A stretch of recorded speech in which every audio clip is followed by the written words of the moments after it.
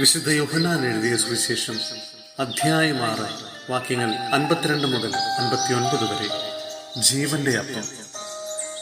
ഇതേപ്പറ്റി യഹൂദർക്കിടയിൽ തർക്കമുണ്ടായി. തന്റെ ശരീരം നമുക്ക് ഭക്ഷണമായി തരാൻ ഇവന് എങ്ങനെ കഴിയുമെന്ന് അവർ ചോദിച്ചു. യേശു പറഞ്ഞു, സത്യം സത്യമായി ഞാൻ നിങ്ങളോട് പറയുന്നു, നിങ്ങൾ മനുഷ്യപുത്രന്റെ ശരീരം ഭക്ഷിക്കുകയും അവന്റെ രക്തം പാനം ചെയ്യുകയും ചെയ്യുന്നില്ലെങ്കിൽ നിങ്ങൾക്ക് ജീവൻ ഉണ്ടായിരിക്കുകയില്ല. എന്റെ ശരീരം ഭക്ഷിക്കുകയും എന്റെ രക്തം പാനം ചെയ്യുകയും ചെയ്യുന്നവന് നിത്യജീവനുണ്ട്.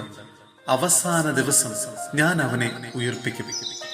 എന്തെന്നാൽ എന്റെ ശരീരം യഥാർത്ഥ ഭക്ഷണമാണ്, എന്റെ രക്തം യഥാർത്ഥ പാനീയവുമാണ്.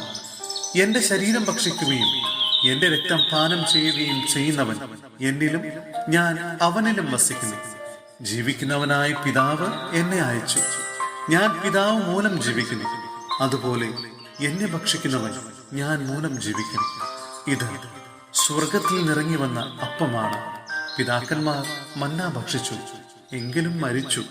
അതുപോലെയല്ല ഈ അപ്പം. ഇത് ഭക്ഷിക്കുന്നവൻ എന്നേക്കും ജീവിക്കും. കഫർനാമിലെ സിനഗോഗിൽ പഠിപ്പിച്ചുകൊണ്ടിരിക്കുമ്പോഴാണ് അവൻ ഇത് പറഞ്ഞത്.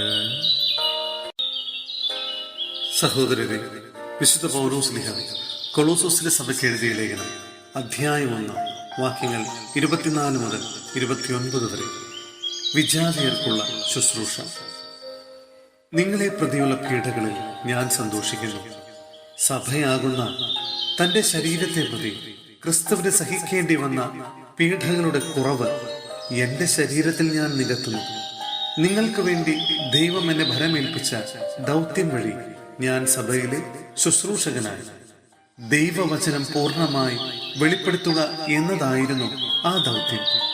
യുഗങ്ങളുടെയും തലമുറകളുടെയും ആരംഭം മുതൽ മറച്ചു വയ്ക്കപ്പെട്ടിരുന്ന ഈ രഹസ്യം ഇപ്പോൾ അവിടുന്ന് തന്റെ വിശുദ്ധർക്ക് വെളിപ്പെടുത്തിയിരിക്കുന്നു. ഈ രഹസ്യത്തിന്റെ മഹത്വം വിജാതിയരുടെ ഇടയിൽ എത്ര ശ്രേഷ്ഠമാണെന്ന് വിശുദ്ധർക്ക് വ്യക്തമാക്കി കൊടുക്കാൻ അവിടുന്ന് തീരുമാനിച്ചു. ഈ രഹസ്യമാകട്ടെ മഹത്വത്തെക്കുറിച്ചുള്ള പ്രത്യാശയായ ക്രിസ്തു നിങ്ങളിലുണ്ട് എന്നത് തന്നെ. അവനെയാണ് ഞങ്ങൾ പ്രഖ്യാപിക്കുന്നത്.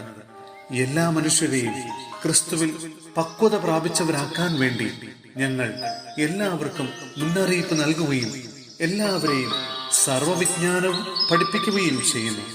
ഈ ലക്ഷ്യം പ്രാപിക്കുന്നതിന് വേണ്ടിയത്രേ അവൻ എന്നിൽ ശക്തിയായി ഉണർത്തുന്ന ശക്തി കൊണ്ട് ഞാൻ കഠിനമായി അധ്വാനിക്കുന്നത്.